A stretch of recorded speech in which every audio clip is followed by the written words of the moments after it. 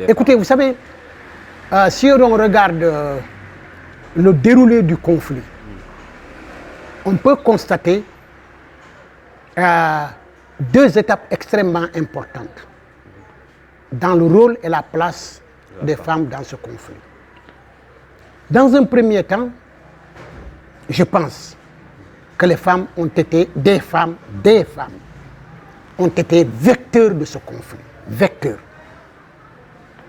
ayant d'une manière ou d'une autre contribué véritablement à renforcer le conflit dans son mécanisme. Des femmes, prêtresses ou non,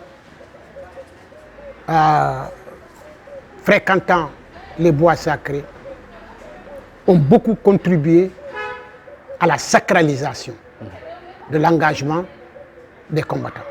Cette sacralisation a porté sur le serment que les combattants ont prêté pour aller vraiment combattre.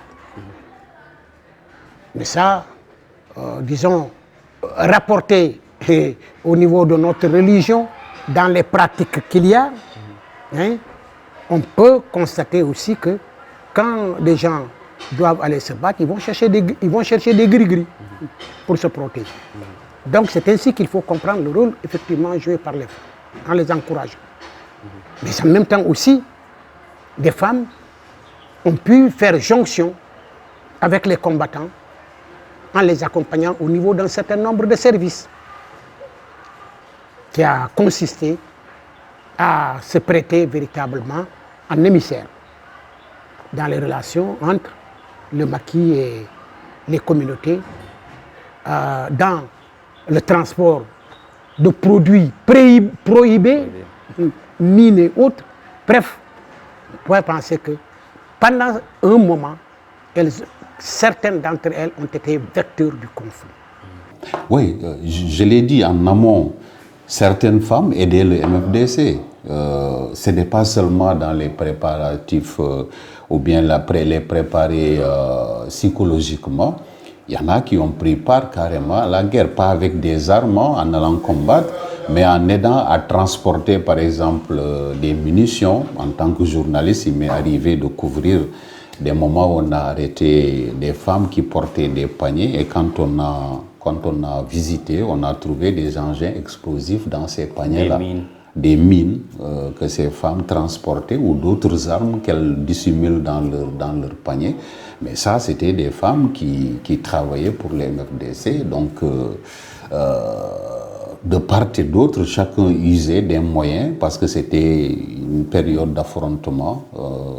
Donc, chacun pouvait utiliser les moyens qui étaient les plus adéquats pour passer inaperçu face aux militaires ou aux MFDC. Mais cette situation va changer parce que le conflit va se donner autrement qu'on le pensait. Ce n'est pas simplement de petites escarmouches pour que le conflit finisse. C'est une guerre qui ne disait pas son nom, avec utilisation vraiment de la violence armée, sous toutes ses formes. Armes de petit calibre, de gros calibre, bref, la situation était un peu compliquée. Et ça a engendré des portées importantes en vie humaine. Et les femmes n'ont pas échappé justement à ça. Elles ont été victimes.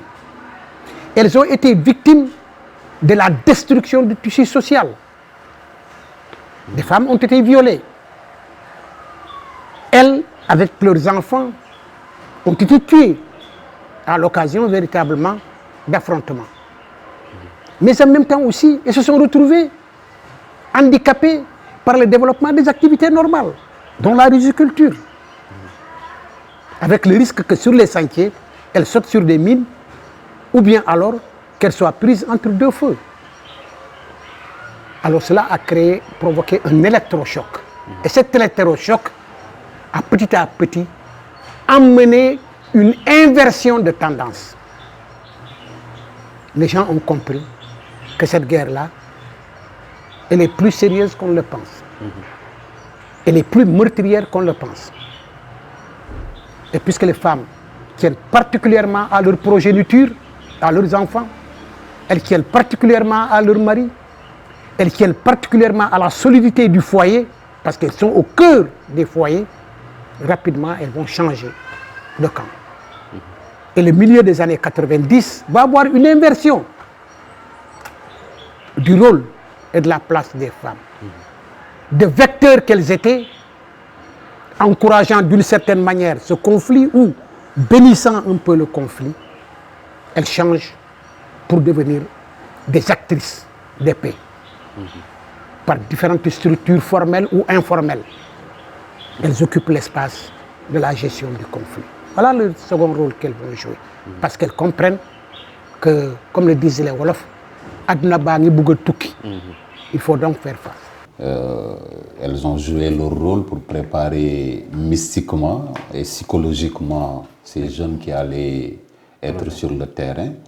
Et quand les choses ont dégénéré aussi, les femmes étaient là pour éteindre le feu. Et c'est d'ailleurs, certains les qualifient même de sapeurs-pompiers, de Croix-Rouge, parce que la femme a toujours été là quand ça chauffe. Donc les femmes ont joué leur rôle en essayant de faire baisser les choses, mais aujourd'hui, de plus en plus, elles ont créé des organisations comme la plateforme des femmes, comme Kabonketor, parce que au début, c'était Kagamen avec notre mère Alimatou Souare, parce qu'en ce moment, les populations commençaient à fuir leur village. Beaucoup de populations étaient dans le désarroi. Elle s'est organisée avec des partenaires, je le dis parce que je l'ai accompagnée sur le terrain. Elle collectait des vivres qu'elle acheminait vers ces populations démunies.